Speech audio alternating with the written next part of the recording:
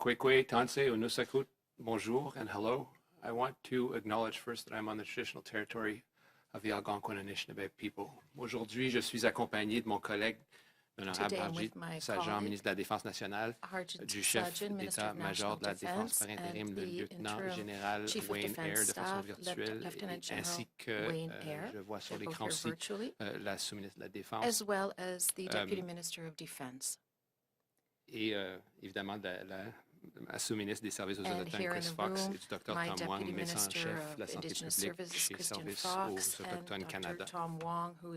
Au cours des dernières semaines, les Forces armées canadiennes ont appuyé la campagne de vaccination partout au pays. Et grâce à leur soutien, plus de 50% de la population adulte autochtone est maintenant vaccinée au Canada dans les territoires et les populations sous réserve. Nous observons de très bons progrès réalisés avec les partenaires autochtones provinciaux et territoriaux. Dans l'ensemble, en date du 23 mars, donc hier, 226 790 doses avaient été administrées dans plus de 610 collectivités des Premières Nations, Inuits et territoriales. Dans les territoires du Nord-Ouest, la moitié de la population adulte a maintenant reçu au moins une dose du vaccin. Ils font de grands progrès et prévoient terminer leur déploiement des vaccins à la fin du mois d'avril. Au Nunavut, on a récemment annoncé que plus de 78% de la population adulte avait reçu les 2 doses du vaccin contre la COVID-19. C'est une super nouvelle. Le Nunavut a maintenant reçu suffisamment de doses pour vacciner 75% des adultes du territoire. Je suis également très heureux d'annoncer aujourd'hui que le Nunavut se joint au Yukon pour n'avoir aucun cas actif de COVID-19 présentement. Cela témoigne des efforts des gens d'Arviat et de partout au Nunavut qui travaillent fort pour assurer la sécurité de leur collectivité. Je suis optimiste quant au progrès que nous faisons ensemble pour inoculer les personnes qui en ont le plus besoin. Néanmoins, les cas actifs continuent de nous préoccuper. À ce jour, dans les communautés des Premières Nations situées dans les réserves, nous avons connaissance de 1083 cas actifs, ce qui nous amène à un total de 24 161 cas positifs confirmés pour la COVID-19 pour les premières et deuxièmes vagues. Au Nunavut, nous recensons un total de 6 cas actifs. Nous devons rester vigilants. Nous ne sommes pas à l'abri d'une troisième vague qui pourrait avoir des conséquences catastrophiques et dévastatrices, surtout pour les communautés autochtones. As such, our government announced last week additional support from the Canadian Armed Forces to support Indigenous communities in Manitoba for the distribution of COVID-19 vaccines under Operation Vector. With First Nations, we're working to support this goal and to identify specific communities where support is needed. Planning is currently underway for Norway House, God's Lake Narrows, Barons River, Little Grand Rapids, Opiponapiwin, Northlands, Mantosipi, and Sesidene. The Canadian Armed Forces will be supporting the vaccination programs in up to 23 communities in close collaboration with First Nations community leadership until at least June 30th. Military members will support in many ways, from helping to coordinate the delivery of supplies to administering vaccines to patients and transporting community members to and from clinics where required. As an example, CAF will deploy aircrafts and logistical vehicles and hundreds of CAF members. This will enable to meet the tailored needs of the supported communities. This operation will accelerate the pace of immunization in the province. Manitoba First Nations leaders are making plans to vaccinate all adults in all 63 First Nations communities with a goal of reaching 100,000 people in 100 days. Together, we will make sure that residents' needs are met and that everyone can be safe and healthy, and we will continue to be there if need arises. But I want to make this clear. This campaign could not be possible without the determination and hard work of First Nations leaders in Manitoba, including the amazing work of health leadership, in particular, Indigenous-led pandemic teams, and in particular, the work of Dr. Marcia Anderson. I served as an infantry soldier myself. I'm proud and grateful for the CAF members who are working shoulder to shoulder with us. The COVID-19 pandemic has shown us how important it is to stand united and support one another in Canada. Over the past year, the Canadian Armed Forces have deployed across the country and stepped up to help in more than 50 Indigenous and Northern communities. They supported 46 communities across Canada in their response to COVID in many ways. In some cases, they transported and distributed supplies In other instances, they helped set up emergency shelters, informed residents on how to reduce their risk of infection and protect themselves and others of the communities, and hunted and fished and cut firewood so that people had what they needed. In Manitoba, specifically, the Calf of Binnen, Matthias Coulomb Cree Nation, Shamattawa First Nation, Pangasi First Nation, Red Sucker Lake, Opaskwayak Cree Nation, Garden Hill First Nation, and Cross Lake Cree Nation. These initial efforts have all resulted in managing the outbreaks of COVID-19 and have set the ground for vaccination efforts. This is the armed forces at their best. I'm optimistic at the progress we're making. We're making it together to get people the vaccine who need it most. Still, our focus is clear. This is a race to administer the last vaccine. Before I turn over now to Minister Sajjan to provide more details on the CAF operation in Manitoba, I want to acknowledge that today is World Tuberculosis Day. In Canada, TB disproportionately affects Inuit families and communities.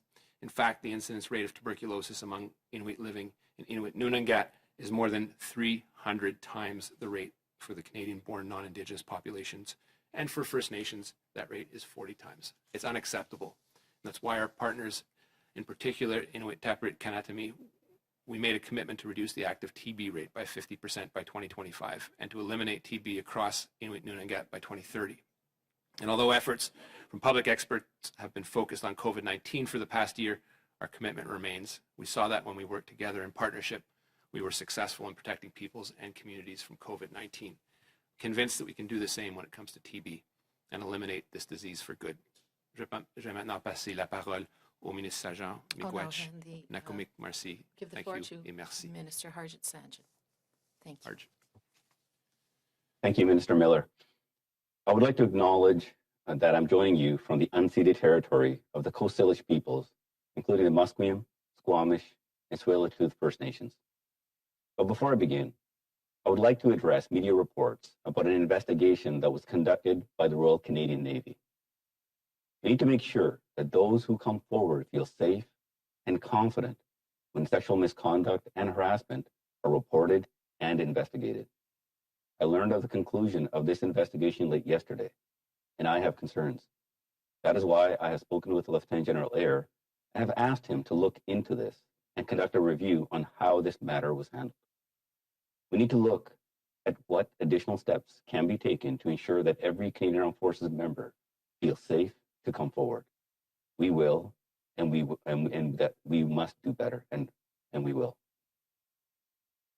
Now, COVID-19 has taken a significant toll on people across our country. It has hurt people's health, their mental well-being, and their financial stability. Those effects have been felt particularly hard in the Northern and Indigenous communities. We will always uphold our responsibility to support each other and keep everyone safe. That's why over the past year, as part of both Operation Laser and Operation Vector, the Canadian Armed Forces deployed across the country, supporting the fight against COVID-19. Whether providing care in long-term care facilities, transporting vital supplies to remote areas, or assisting in more than 50 Indigenous and Northern communities, the Canadian Armed Forces have stepped up to help. In many cases, that help has come from Canadian Rangers who are members of communities themselves. In fact, Rangers serve in more than 200 Canadian communities from coast to coast to coast. And last spring and summer, they were active across the country, from Haudenosaunee in British Columbia to communities across all three territories to Nunavik in Quebec. They checked on people's well-being. They helped transport and distribute supplies. They hunted and fished and cut firewood so people had what they needed. They supported local authorities in their emergency centers. Canadian Rangers helped many communities to stabilize and let them know that we were there for them. This work continued into the fall and winter as Canadian Armed Forces assistance was requested by communities. In November, a military medical team helped manage an outbreak at the Rod McGillivray Memorial Care Home in Nepal, Manitoba. And in December, they were activated in Shamattawa First Nations to help local officials. They informed residents on how to reduce their risk of infection and protect themselves and others in the community. And later that month, more Canadian Armed Forces members arrived to set up an alternative isolation area and provide medical assistance. And starting this January, They have been supporting the delivery of the COVID-19 vaccine in more than 20 communities of the Anishinaabe nations in Northern Ontario. And these examples continue. When there is a need, the Canadian Armed Forces answers the call. It's what they do best. They have the unique skills to be able to support remote communities, and I'm proud of their effort. I would like to announce today that the Canadian Armed Forces will be responding to the most recent request for assistance from Indigenous Services Canada to support the Indigenous communities in Manitoba. This support has been requested for March 22nd through to June 30th. Manitoba is home to 63 on-reserve First Nations communities. 23 of these are located in remote and isolated areas.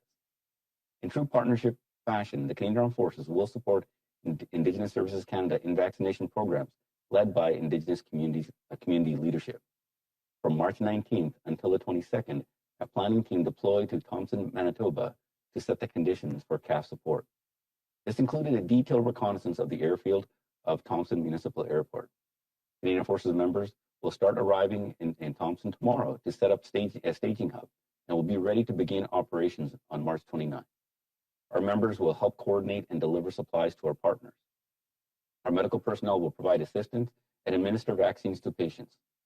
And our logistics professionals will help establish on-reserve vaccination clinics, as well as transport community members to and from clinics where required. This is truly a team endeavor led by Indigenous community leaders and supported by the Assembly of Manitoba Chiefs, Indigenous Services Canada, the Province of Manitoba, the Canadian Armed Forces, and other partners. Together, we will make sure the residents' needs are met and that local leaders are well supported in their effort against COVID-19. And I'm so proud of the Canadian Armed Forces members who are working shoulder to shoulder with our partners. The COVID-19 pandemic has shown us how important it is to stand united and support one another. We will continue to help Indigenous communities and support our government partners as we pull together during this pandemic. Thank you.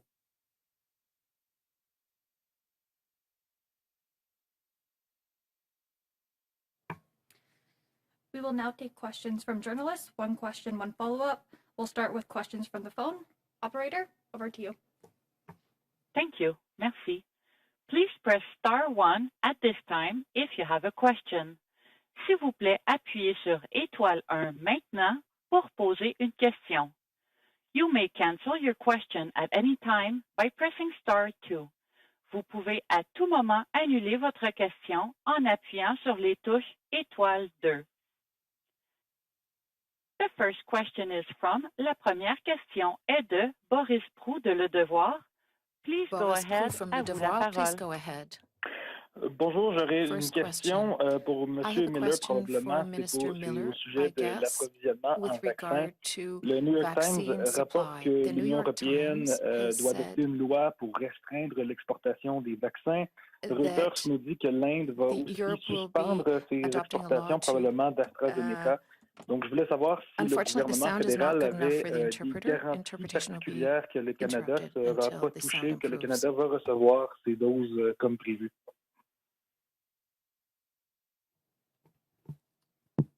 Boris, la dernière nouvelle que j'ai, c'est que nous avons ces assurances. Nous continuons le dialogue, évidemment, avec nos partenaires européens. C'est la raison pour laquelle on a un portfolio de plusieurs vaccins et des pistes d'accès de plusieurs sources. C'est la raison pour laquelle on l'a fait au tout début. C'est à suivre, mais l'assurance que j'ai, c'est que nous ne serons pas affectés. Merci. En question suivie, on va plus être dans votre dossier des affaires autochtones. On a publié ce matin un article selon lequel l'Assemblée des Premières Nations du Québec et du Labrador trouve qu'il manque de mordant dans le projet de loi fédéral C15 puisqu'il y aurait de l'obstruction du côté du gouvernement du Québec ou en tout cas qu'on ne sent pas de volonté d'inclure la déclaration des droits des Autochtones des Nations Unies dans la loi du côté du gouvernement du Québec. J'aimerais savoir si vous constatez aussi des réticences de la province du Québec. Est-ce que c'est particulier au Québec ou est-ce que vous avez un commentaire à faire là-dessus?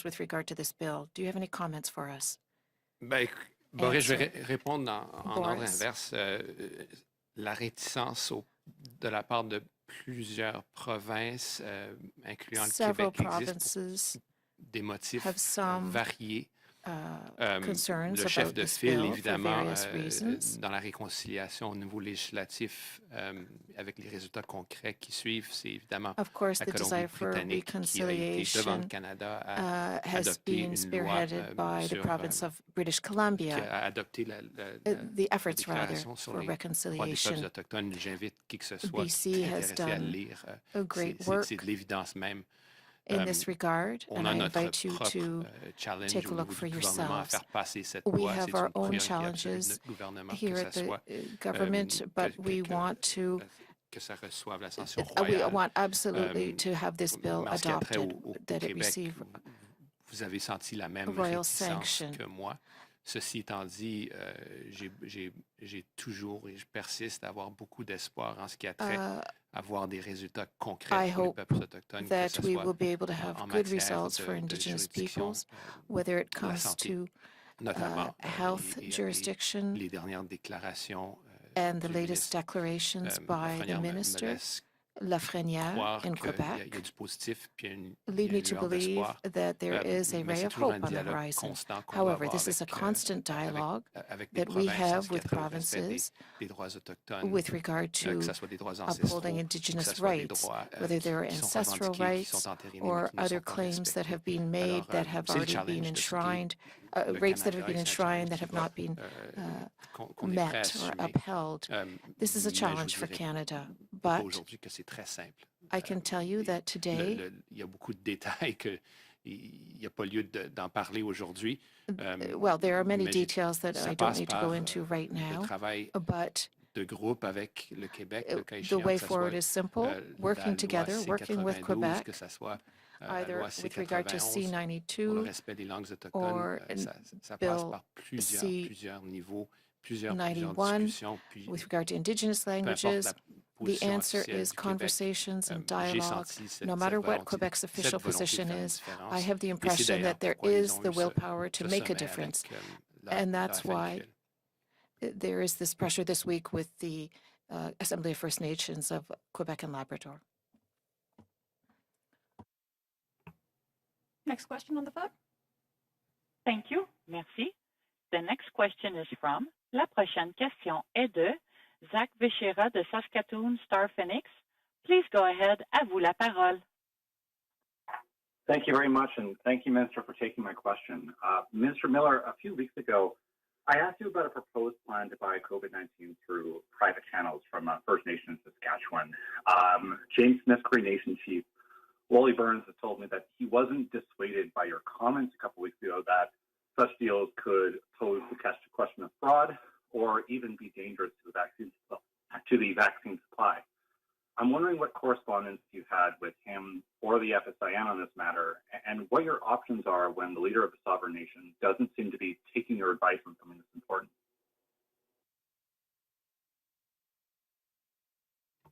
Isaac.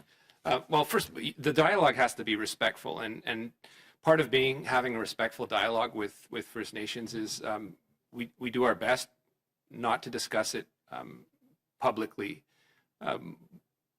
There does come a time when we do have to speak publicly about it, but we're very careful in our choice of words because we want to maintain that respectful relationship. I disagree with Chief Burns. He knows it. Our team knows it. It doesn't mean it jeopardizes any other conversations we have. We've said time and time again, we don't believe this to be a legitimate source. And my fear, while I do worry about use of funds or fraud, my greatest fear is the safety of Canadians and end users. We all know, and you have here today, 4, 5, 6 of the people in government who spend a good chunk of their days ensuring the chain of custody of those vials that are, for any person around the world, liquid gold. And so there is a whole process behind that. We need to respect it. Ensuring the safety of that chain of custody is key. And the only assurance I have at this time is that the government of Canada can secure that. We don't try to put a stick in the wheel for anyone trying to procure their own sources, but we highly discourage it for those reasons. And I will leave it at that. It doesn't change any other position I may have with any other community that has pushed quite hard for this. I need to respect their views, but I do respectfully disagree with their view in this case. Thank you. And as a follow-up, if I could, Saskatoon Tribal Council Chief Mark Arcand made some comments last week in regards to a PPE procurement deal that was brokered by James Smith Cree Nation along with the FSIN. My understanding is that the FSIN approved that $5.5 million of funding be flowed from ISC through them to James Smith to purchase PPE. Chief Arcand said that some of his communities still have not really seen a plan for how that PPE is being delivered, have some concerns about whether it's being distributed fairly and equally. I wonder if you're aware of those concerns and if there's anything ISC is doing on that matter. Yeah, well, I can confirm, Zach, that we did provide the funds for FSIN to procure PPE. It made sense. And as to any disagreement there may be as to its distribution, that is really up to the chiefs themselves, and it would be highly inappropriate for me to insert myself into that conversation. Great. We'll take one more question from the phone and then turn to the room. Thank you. Merci. The next question is from, la prochaine question est de Geneviève Normand de Radio-Canada. Geneviève Normand de Radio-Canada, you have the floor. Please go ahead. Oui, bonjour. Ma question est pour le ministre My question Miller. is for Minister Miller. Il y a des femmes autochtones, Indigenous Miller, women, qui, some trouvent que Indigenous c'est women hypocrite de la part are du saying that it's gouvernement hypocritical canadien of the dénoncer part ce of qui se passe en the Chine, le génocide federal envers les government Ouïghours, un peuple to en fait denounce dont what's les femmes happening sont in China stérilisées, with the Uyghur women who sous, are being la sterilized. contrainte par le régime. Et elle trouve que c'est hypocrite They que le think it's Canada hypocritical condamne la for Canada Chine alors to qu'ici condemn au Canada, China il when y a de la stérilisation sterilization forcée ou imposée envers les femmes of Indigenous autochtones. women Qu'est-ce que was vous pensez de forced ça? upon them. What do you think of Ce that? serait, Geneviève, loin de moi d'avoir une opinion sur cette prise Geneviève, de position. Je me dois de respecter leur point de vue. I On sait qu'au must Canada, respect their il y a eu viewpoint. des atrocités We know that commises there contre les have peuples been autochtones, bien documentées. atrocities carried out and well On documented sait qu'il y a du against travail à Indigenous faire, un women. travail We know immense that there's work to be dont beaucoup done, d'entre nous tremendous work. portent le fardeau et aussi le privilège d'interagir avec les peuples autochtones de façon The burden respectueuse. and the privilege of Ce qui nous dit, interacting with Indigenous people c'est peut-être un respectfully. commentaire en parallèle, And mais ce qui nous distingue, et il y a plusieurs choses qui nous what distinguent de la Chine, distinguishes us c'est qu'au Canada, from on China, reconnaît ce there are fait, many on things, is reconnaît ce qu'on a that fait, Canada has et on essaie d'y recognized remédier, what mais was on parle done, and we're trying to make dans amends. plusieurs cas de siècles de colonialisme qui prédatent. We're talking Évidemment, about le Canada, centuries of c'est ce colonization travail that predate even doit se faire d'arrache-pied, the, mais on sait très the bien que Confederation. de présumer que ça se règle du jour au lendemain, c'est de mal We won't be comprendre able to solve things l'étendue et la portée du overnight, of problème. course. If Vous one avez thinks so, abordé then un enjeu immensément délicat. scope of the problem is not really Je m'en cache pas. understood. Tandis que si on compare à la Chine, If we compare ourselves to China, then we have the impression that China is hiding a lot of things from us. Oui, merci pour votre réponse. Je comprends bien que le Follow-up Canada ne s'en question. cache pas, Thank mais you ça for your perdure quand answer. même, M. Miller, I on est can en understand that 2021. Il y a de la stérilisation forcée ou imposée envers les femmes Canada does not want to comment, but vous there, reconnaissez le problème. it's Maintenant, qu'est-ce que vous faites pour 2021. We know that there has pour been l'adresser à sterilization, plusieurs forced niveaux, et sterilization of c'est Indigenous dû women. de What la are you doing about it? responsabilité, de ma responsabilité et celle de Mme Bennett, ainsi que It's, of course, my responsibility and les Minister premiers ministres des Bennett's provinces, évidemment, parce qu'on parle de la santé. responsibility, as well as the responsibility of the premiers of provinces. We're talking about health. Of course, it was completely unacceptable that Indigenous women were sterilized without their consent. Qui seraient accompagnées dans le milieu hospitalier, qu'elles auraient We are making efforts to ensure that Indigenous women who require hospital services are accompanied during decision-making, plus d'accès à du soutien et du and that they have support. more support, more access to support. But there's Et still a c'est une tremendous amount of work to be done. évidemment inacceptable. It's obviously ne an doit pas unacceptable perdurer. situation Mais that c'est du ressort cannot aussi, continue. du fédéral ainsi It is que des provinces. the federal government and the provincial government's responsibility. We will now take questions from the room. Mercedes Stevenson, Global News. If I could put my first question to General Eyre. General Eyre, the Defence Minister has asked you to look into the unit discipline review carried out by the Royal Canadian Navy. That review, Global News has learned, was conducted and concluded without speaking to all the witnesses or even all of the complainants. It only looked into a limited number of the comments, and the advice given to junior people in the Navy was that they should confront senior officers if they felt uncomfortable, including in a public environment. Chain of command has been a tremendous issue when we've been talking about military sexual misconduct. I'm wondering if you can walk us through what your review of this investigation is going to look like. Well, Mercedes, thank you for the question. Half an hour before this session, I issued some direction for a review of that investigation. What I know at this point is 132 members that were on that session were reached out to, and 54 responded. But I have some more follow-on questions that need to be answered before I can give you a fulsome response. But I will add that I expect leaders at every level, when they see something that doesn't look right, something that doesn't sound right, to take action immediately. And so that is the expectation that I'm communicating to all members, all leaders of the Canadian Armed Forces. Minister Sajjan, if I could follow up with you. You've said in the past you didn't feel comfortable directing investigations. You have directed the CDS to look into this. Why did you feel comfortable in this situation taking that direction? And do you believe it's time to have reporting for sexual misconduct outside of the Canadian Forces reporting to Parliament and not to the Minister's office? No, Mercedes, thank you very much for the question. As you know, we take all allegations extremely seriously, and the report that was that came out yesterday was very concerning. I asked General Eyre to conduct a review so that we can determine how things were handled in this matter. And these are some of the things that are what we do on a regular basis. But conducting a review to find out what went wrong, how can we improve, is something that we need to do. Because it's only through this we're going to determine how we're going to be able to change the type of culture to move forward.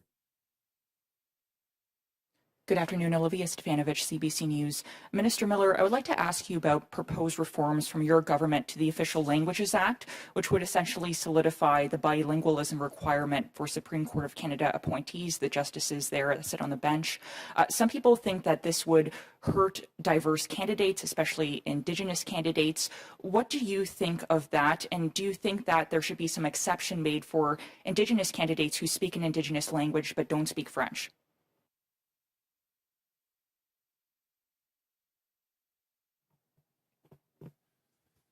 Yeah, just on that, the last point made me hesitate, because I think that it underscores, I think, a bit of the challenge we're facing in Canada is to recognize that while we are an officially bilingual country, we have a number of dozens and dozens, 63 Indigenous languages, and if you look at the census, perhaps more, that have been destroyed through residential schools, and I meet on a daily basis people fighting to bring them back, and there's different levels of vitality, whether you're talking about ranging from Cayuga to Inuktitut, in the range of vulnerability, but they're all under threat, and that is the situation we face as a country. The reason I reacted early to the end of your question is because you're presuming everyone can speak English, and that is not necessarily the case. There could be also situations where you have someone that speaks French and their own mother tongue, Indigenous mother tongue, and no one talks about that. Why? Because the discussion that we're having is about the fragility of the French language. And so the efforts on ensuring that the highest court in the land, people are able to speak in both official languages, is one that is key to who we are as a country. Would it unduly? There's a number of incredible candidates on the bench that are Indigenous, and I believe, and we're talking. Let's be honest. We're talking about whether they could learn French, because if they have not learned English, they're probably already prejudiced by a system that underappreciates the value of French in some cases. And so we're juggling a lot of considerations. It has been challenged constitutionally, or been questioned constitutionally, whether to ensure legally that bilingualism would be a requirement.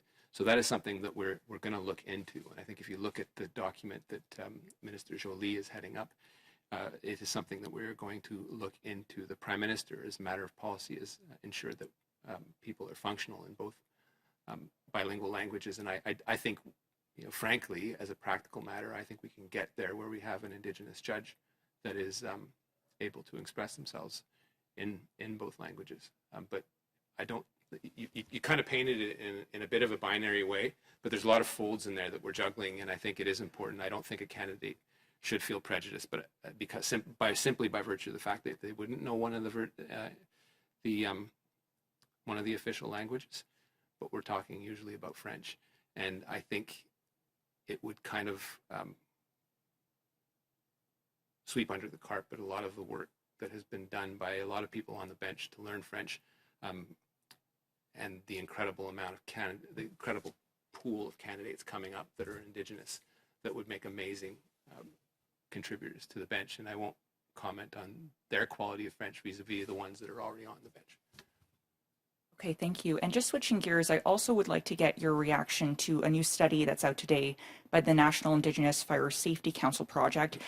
They say their study shows that between 5 to 17 Indigenous people are 5 to 17 times more likely to die in a fire than the general population. And they attribute this largely to the fact that there is no national fire protection code on reserves. Is your government going to move to change that? The statistic wouldn't surprise me. And it has to do with essential services and assets. It's due to a variety of reasons. So I haven't seen the detail of the report, and I would have to actually read it myself and look into it in a little more detail to be able to comment on it. We know there's sort of a presumption sometimes that because there isn't a code that we are quote unquote applying, that there aren't standards that are being upheld, and that's not the case. I think in a lot of the cases, the discussions turn less around standards than around the critical infrastructure that needs to be provided to communities in order to keep them safe. And I think that's the discussion we get into anytime we say, we're going to impose this standard, impose that standard. The communities turn around and say, well, you can impose those standards all you want, but you haven't given us the infrastructure to do it. And that's the standards. Some of the comments we get back is we'll figure it out ourselves. It doesn't mean that there shouldn't be a national approach to it. And there's a lot of willingness, and there's a lot of groups that are pushing for that, as you mentioned. But again, it's a little more of an intricate and detailed discussion. I would want to read the report before commenting further. Would you commit to a national fire protection code on reserves? I will commit to whatever leadership after broad consultation would prefer us to do. But a lot of the discussions I have are focused around resources and ensuring emergency services and assets are provided. And we can just talk. You can talk as a parallel discussion, but connected to essential policing on reserve, which has never been treated as essential, whereas it is in the rest of Canada. We'll take one more question from the room and then turn back to the phone. Stephanie Levitz, the Canadian Press. My question is for Minister Sajjan.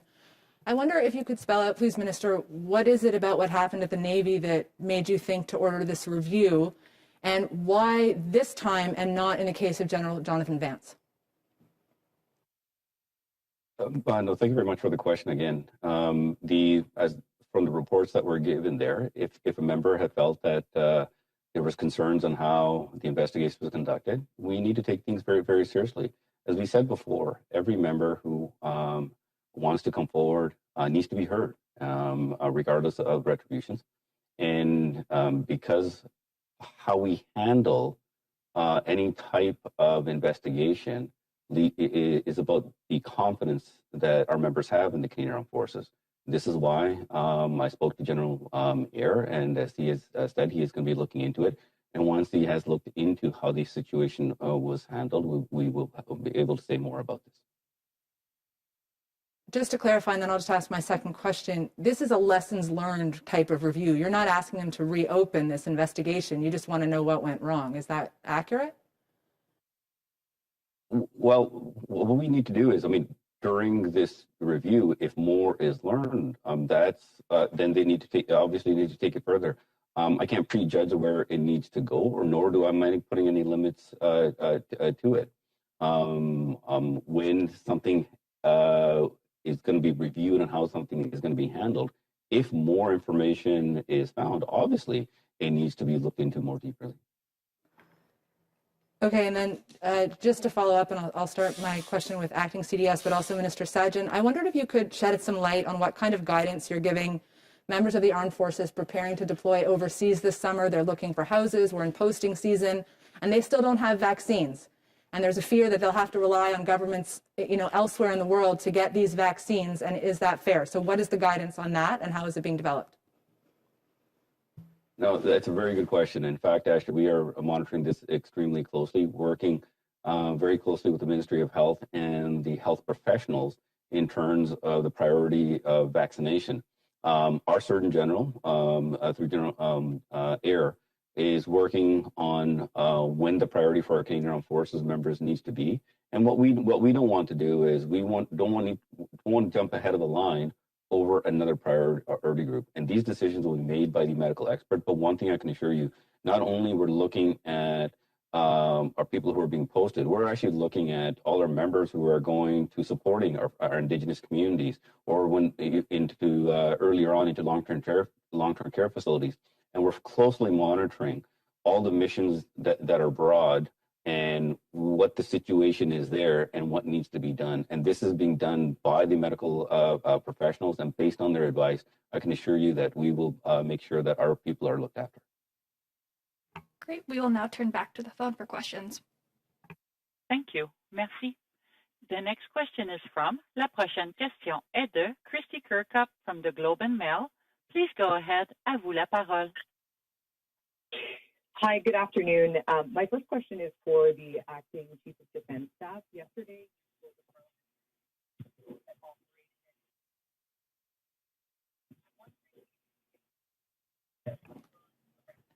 Christy, I think we're having an issue with your mic and we can't hear you.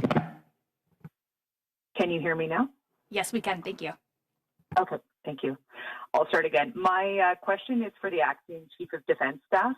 You told the Parliamentary Committee yesterday that Operation Honor may have culminated, and I'm wondering if you think that recent allegations of sexual misconduct in the military have poisoned Operation Honor, and what you meant by the fact that it may have culminated. So thank you for the question. The term culminated is a very deliberate term. In military operations, it means when an operation can go no further because of resources, because the situation has changed or other factors. And I believe the situation in this case has changed. And we're at a point now where we need to harvest the goodness that came from Operation Honor, learn what perhaps has not worked as intended, and come up with a deliberate plan to follow on from it. And I appreciate the fact that there's a discussion going on about what might replace Operation Honor, but can you give any hints as to the timeline that you have in mind? When might Operation Honor, given that it has culminated as you described, when might there be a new operation underway, given the severity of the concerns that we're talking about? So the planning at this point is still very immature. We need to listen first to get the perspectives of various stakeholders, not the least of which are our own people, but experts from both within and outside of the organization, and so that we are not dictating a plan, so that we have a significant degree of collaboration going forward, so that we can have a plan that is going to work.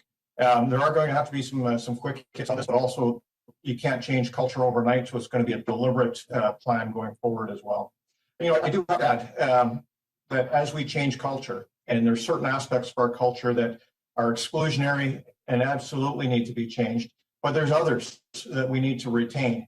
And the reason that we're here to talk about our Canadian Armed Forces members going into northern Indigenous communities in Manitoba is part of that culture, that selfless service, that willingness to leave your families behind, especially in the context of of the pandemic to go forth and do goodness here at home or around the world. That part of our culture absolutely has to change, has to stay, because it is so important to who we are. Great. Thank you, Christy. We'll now turn to the next question.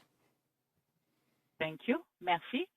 The next question is from, la prochaine question est de Ian Graham from Thomson Citizen. Please go ahead. À vous la parole. Hello, thanks for taking my question. Can you hear me okay? Yes? Yes, we can. Thank you.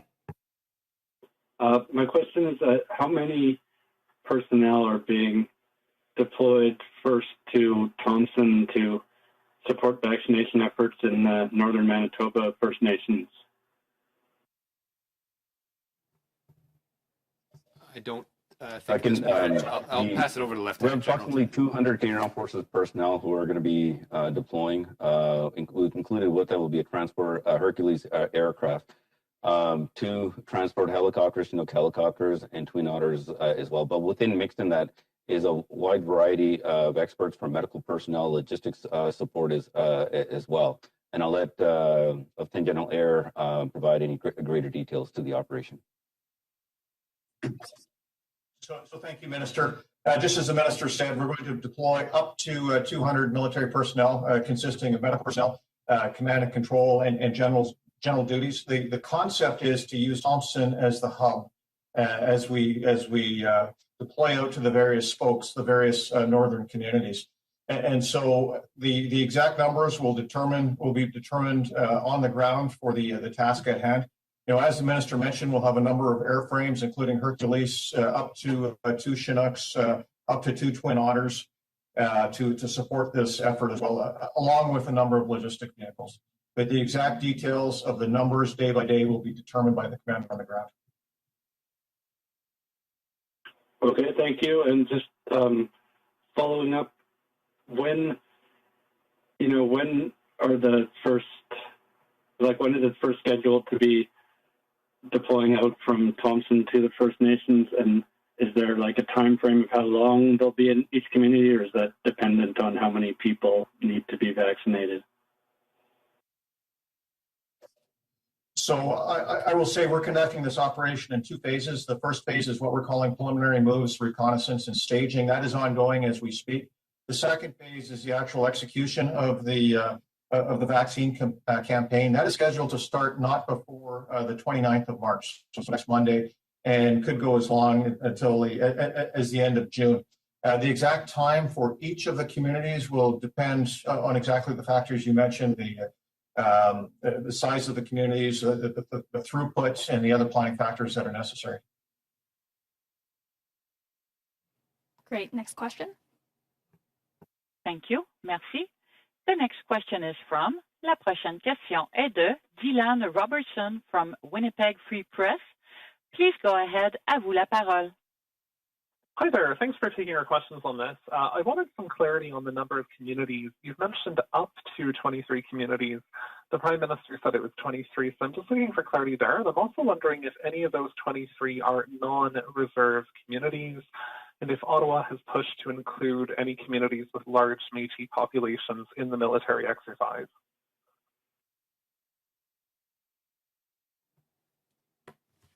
I'll take the first part of the question, Dylan. It's up to 23, which means up to 23. This is a process of reconnaissance and engagement with the communities, and the assessment of 23 was based on their vulnerability and remoteness after discussions with Indigenous leadership and talks with the province. Right now, we have ones that are ready to go, and when they go, they'll go. And the other ones, as we continue our engagement, to make sure that the vaccine deployment is done in a culturally respectful way. And that requires preparation. But what it does ensure at the end is that you get higher uptake and higher vaccination rates and the high rates that we've been seeing going on across the country. So to answer your question directly, stay tuned. And as with respect to the Métis, you know well, Dylan, that this has been a very heated conversation, particularly with the provincial government. We continue to push the prioritization of Indigenous peoples as set forth in the NACI guidelines. And we're looking at a situation now where we are going to have a big lift, and ensuring that that is done in Métis communities in a culturally respectful way is key. They, as everyone well knows, have some of the same socioeconomic gaps as First Nations, and that needs to be respected. But it starts with and continues with discussions that are ongoing at tables with the province. Lieutenant General, do you want to complete any of that, or Harj? Just wanted to add to this is that it's not limited to what we, from the Canadian Armed Forces perspective, we're prepared to support more communities, but we want to make sure that we do it in a collaborative way with the Indigenous leadership led by Indigenous Services Canada, and also work with the provinces, because we know that no one entity can do this alone. And what we want to do is making sure that we support the vulnerable communities, and through if greater assessments or if there's a greater need, we are ready to support more. And the whole concept is to making sure that we have the right resources to be able to go in very quickly, to do a quick assessment, come in, do the vaccination, and do the follow-ups, and then move on to the next community. General Mayor, if you have anything to add. The only thing I would add is, like the vast majority of the domestic operations that we do, we are very much in support of other departments. So we remain responsive to what the need is. We don't necessarily determine it ourselves. Thank you. And my follow-up is a bit of a two-parter. For Lieutenant General Iyer, I was wondering about the existing Thompson vaccination that the province is doing at the airport site and how that interacts with your own sort of work at the airport. And for the ministers, I was also wondering about the 23, if these are only reserves at this point, or if there is any non-reserved community among this list of 23. So I have to say I have no idea what you're talking about. And can you clarify the question, please? Sure. Sorry. There's my understanding is there's two immunization sites that the province runs in Thompson. One is the community center. The other is the actual airport itself. And I'm just wondering if there's any sort of interlace between what you guys are up to as the military and what the province is doing with flying in people to get immunized, or if that's being put on pause. So I don't have those details right now. I'll have to get those from my staff. Dylan, on Thompson, the CAF is part of an integrated complementary vaccination strategy. So the site remains available, but again, it's really under the auspices of the province. And in respect to the 23 communities, as the Minister of Defence said, we're willing to do much more if need be. And we have offered to do those are 23 reserves, but we've also offered to do off reserve as well. Next question. Thank you. Merci. Once again, please press *1 if you have a question. De nouveau, n'hésitez pas à appuyer sur étoile 1 pour toute question. The next question is from, la prochaine question est de Dan Jones from BCMP Broadcasting. Please go ahead. À vous la parole. Yeah, good morning, Minister Miller. I was wondering if you had time yet to read the Civilian Review and Complaints Commission of the RCMP's report into the death of Colton Boushie and the treatment of his mother by officers were found to be discriminatory. Have you read that, and what's your reaction to that report, sir?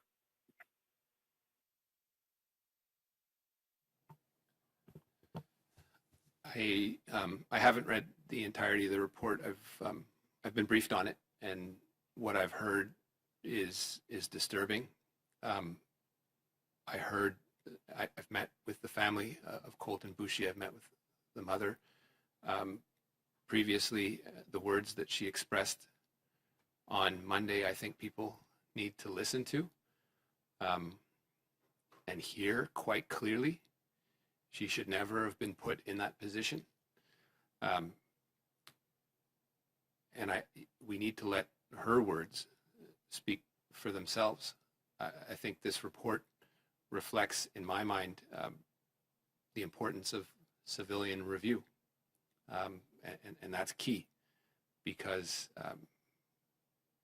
what the family had been telling me turns out to be the case. I would note, and you know, that that Commissioner Lucky has accepted the findings of the report. But I think at this juncture, everyone and Canadians are impatient to see action.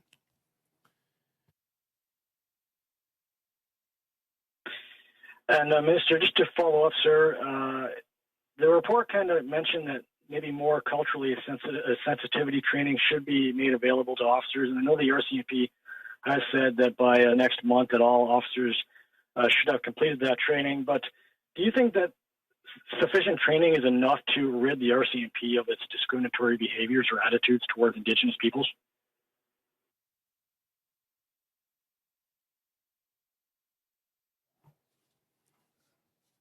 You know, I think that you know, you've read the report. It sounds like I think you've read the other reports that have come out with respect to the RCMP. We've acknowledged as much in the speech from the throne, as well as the work that I'm doing with Minister Blair on increasing support for policing on reserve and proceeding towards legislation for policing as an essential service in First Nations. That is coupled with broad stroke RCMP reform. That's work that we've acknowledged is important. It's ongoing under the leadership of Minister Blair and Commissioner Lucky. But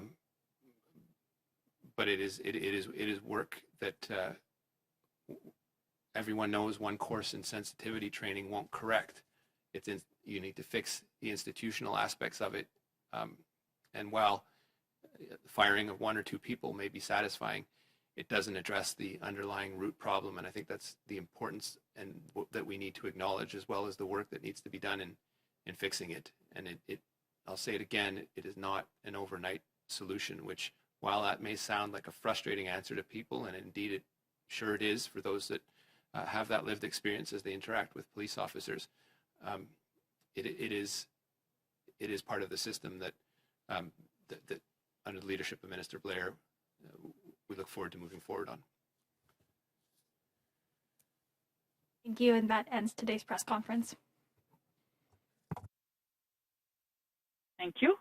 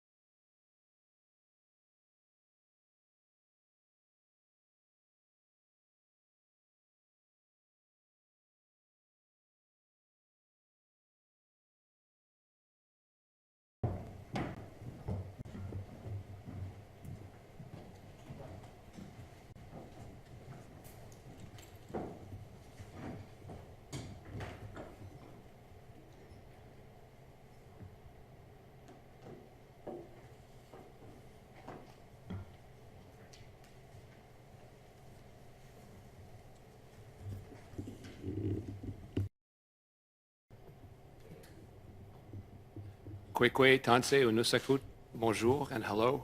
I want to acknowledge first that I'm on the traditional territory of the Algonquin and Anishinaabe people. Aujourd'hui, je suis accompagné de mon collègue, l'honorable Harjit Sajjan, ministre de la Défense nationale, du chef d'état-major de la Défense par intérim, le lieutenant général Wayne, aussi la sous-ministre de la Défense, et évidemment sous-ministre des Services aux Autochtones Chris Fox et du Dr Tom Wang, médecin en chef de la santé publique, sur les réserves. Nous observons de très bons progrès réalisés avec les partenaires autochtones provinciaux et territoriaux. Dans l'ensemble, en date du 23 mars, donc hier, 200 000 doses du vaccin. Ils font de grands progrès et prévoient terminer leur déploiement des vaccins à la fin du mois d'avril. Au Nunavut, on a récemment annoncé que plus de 78 % de la population adulte avait reçu les 2 doses du vaccin contre la COVID-19. C'est une super nouvelle. Le Nunavut a annoncé aujourd'hui que le Nunavut se joint au Yukon pour n'avoir aucun cas actif de COVID-19 présentement. Cela témoigne des efforts des gens d'Arviat et de un cas positif confirmé pour la COVID-19 pour les premières et deuxièmes vagues. Au Nunavik, nous recensons un total de 6 cas actifs. Nous devons rester vigilants. Nous ne sommes pas à l'abri d'une 3e vague qui pourrait avoir des conséquences catastrophiques et dévastatrices, surtout pour les communautés autochtones. As such, our government announced last week additional support from the Canadian Armed Forces to support Indigenous communities in Manitoba for the distribution of COVID-19 vaccines under operation. We'll deploy aircrafts and logistical vehicles and hundreds of CAF members. This will enable to meet the tailored needs of the supported communities. This operation will accelerate the pace of immunization in the province. Manitoba First Nations leaders are making plans to vaccinate all adults in all 63 First Nations communities with a goal of reaching 100,000 people in 100 days. Together, we will make sure that residents' needs are met and that everyone can be safe and healthy, and we will continue to be there if need arises. But I want to make this clear. This campaign could not be possible without the determination and hard work of First Nations leaders to reduce their risk of infection and protect themselves and others of the communities and hunted and fished and cut firewood so that people had what they needed. In Manitoba, specifically, the CAF of our focus is clear. This is a race to administer the last vaccine. Before I turn over now to Minister Sajjan to provide more details on the CAF operation in Manitoba, I want to acknowledge that today is World Tuberculosis Day. In Canada, TB disproportionately affects Inuit families and communities. In fact, the incidence rate of tuberculosis among Inuit living in Inuit Nunangat is more than 300 times the rate for the Canadian-born non-Indigenous populations and for First Nations. We saw that when we worked together in partnership. We were successful in protecting peoples and communities from COVID-19.